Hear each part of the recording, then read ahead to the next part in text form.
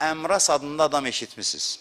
Əmras çox rəzil, çirkin, alçaq insanlardan biri olub, üzr istəyirəm ifadəmə görə. Muaviyyənin vəziri olub, belə demək mümkünsə və Həzrət Əli əleyhissalamla da döyüşdə Muaviyyəyə məsləhətlər verirmiş. Onun bir oğlu olub, belə deyək də, dırnaq arası desək, 5 dindardır. Yəni, məsələn, necə? Peyğəmbərin dövründə bu cavan olur, çox cavan. Hər gün oruç tutur.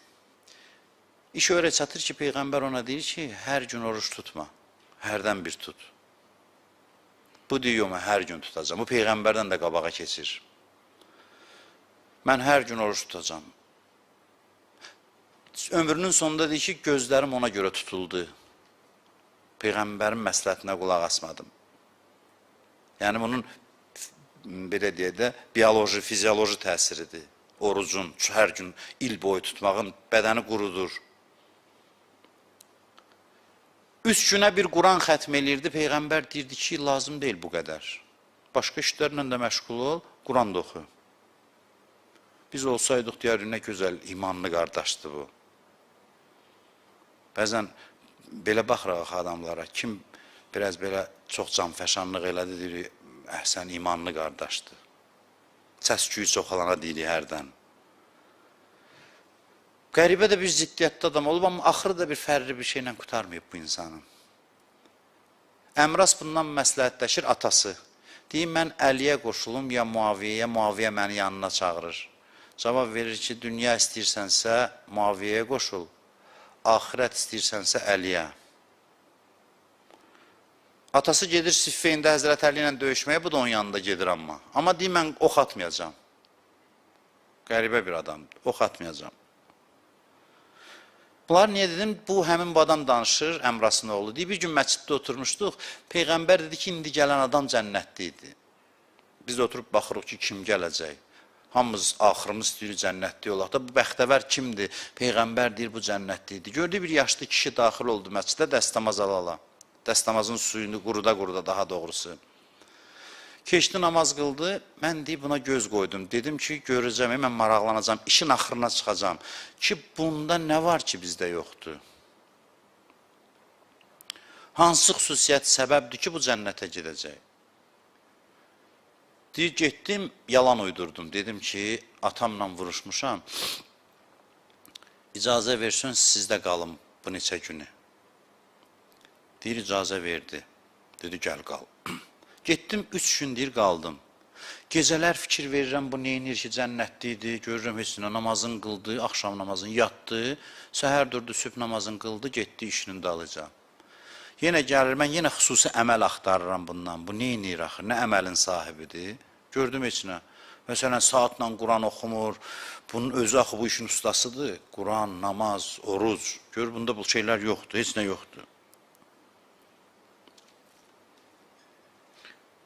Axırda 3 gündən sonra deyir ki, mən gedirəm, yalan demişdim sənə, atamla dava eləməmişəm. Gəlmişdim, görəm ki, sən nə üçün cənnətliysən? Peyğəmbər sənin haqqında dedi ki, sən cənnətliysən. Sən adi adamsanmış ki, deyir, mən bilirəm ki, mən adi adamam. Bəs axı, Peyğəmbər sənin barəndə deyib, axı, sən cənnətliysən. Nə üçün? Deyir, valla Peyğəmbər lütf eləyib, mən belə bir xüsusi işim yoxdur. Sanki müsahibə alır ondan. Danış görək, nə inirsən? Bu da deyir, valla gördüyün, vacib namazlarımı qılıram, yatıram, dururam, gedirəm işimə, gəlirəm. Yox, səndə nə var? Danışdırır, danışdırır. Deyir, hə, bir xüsusiyyətimi deyim, birində bir neymət görəndə narahat olmuram. Ürəyim sevinir, deyirəm, nə yaxşı, Allah kömək olsun, nə yaxşı bunda var. Xoşum gəlir adamlara neymət gələndə. İstər maddi, istər mənəvi, heç kəsin neymətində gözüm yoxdur və sevinirəm. Barmağını dişləyir bizim dillə desə. Deyir, hə, bu xüsusiyyətdir ki, səndə var, bizdə yoxdur. Baba, həmin o şeydir. Məndə yoxdur. Bax, budur sənin cənnətli olmağına səbəb. Baxma, mən çox oruç tuturam, çox namaz qılıram. Səndə buymuş səbəb buna. Strateji əhəmiyyətə malik olan tarixin gedişatında xüsusiyyətlərdən biri həsəddir, paxıllıqdır. Xüsusən bir adamda fəzilət varsa, ona münasibətimiz çox mühümdür, çox önəmlidir. Bu o qədər mühüm xüsusiyyətdir ki, hər gün biz gərək həsədlə, paxıllıqla mübarizə aparaq. Hər gün. Hardan götürdüm bu sözü? Necə yəni hər gün? Bax, buradan götürdüm. Namazda Fatihə surəsi oxuyuruq. Hər gün deməliyik də. Yeganə surədir ki, vacibdir oxunması. Quranın heç bir surəsinin oxunması vacib deyil. Məsələn, İxlas oxunmaya bilər, başqa surə oxuna bilər. Fatihə oxunmalıdır hər gün. Fatihə surəsini biz hər gün oxuyuruq. Bunun harasında var paxıllıqla mübarizə? Bəyən Fatihədə paxıllıq sözü keçir, xeyr. Bəs harasındadır? Fatihənin bax burasındadır. Deyirik ki, İhdinas sıratal müstəqim. Bizi doğru yola yönəldi.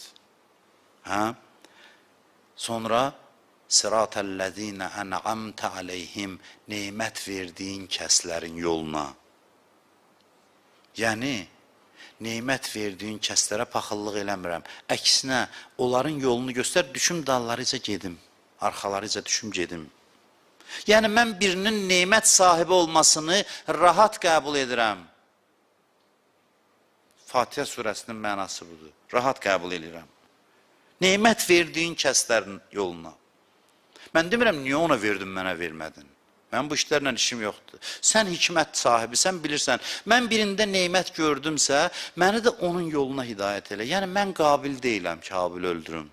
Nəinki qabil deyiləm. Mən nəinki etiraz eləmirəm. Hələ deyirəm ki, düşüb onların izi ilə getmək istəyirəm mən. Bax, bu Fatihə surəsinin dərsidir. Mən istəyirəm, düşüm onların izi ilə gedim. Bu təvazö xüsusiyyətidir. Böyüklərin dalıca getmək. Amma kör-körana yox, ona işarə eləyəcəm. Allah elə deyərdi ki, İhdinəs sıratəl müstəqim və salam, qutarardı bundan. Söz bir cümlədə, bizi doğru yola yönəldi. Yox, davam edir, konkretləşdirir, doğru yol nədir? Hamı deyir, axı, mən doğru yoldayam. Kim deyir, mən səhv yoldayam? Doğru yola meyyar müəyyən edir, konkretləşdirir. Nemət verdiyin kəslərin yoluna. Yəni, doğru yolda olub-olmamağın ölçüsü var, meyyarı var, göstəricisi var. Bu göstərici nədən ibarətdir? Sənin fəzilət sahiblərinə münasibətin. Bu göstəricidir.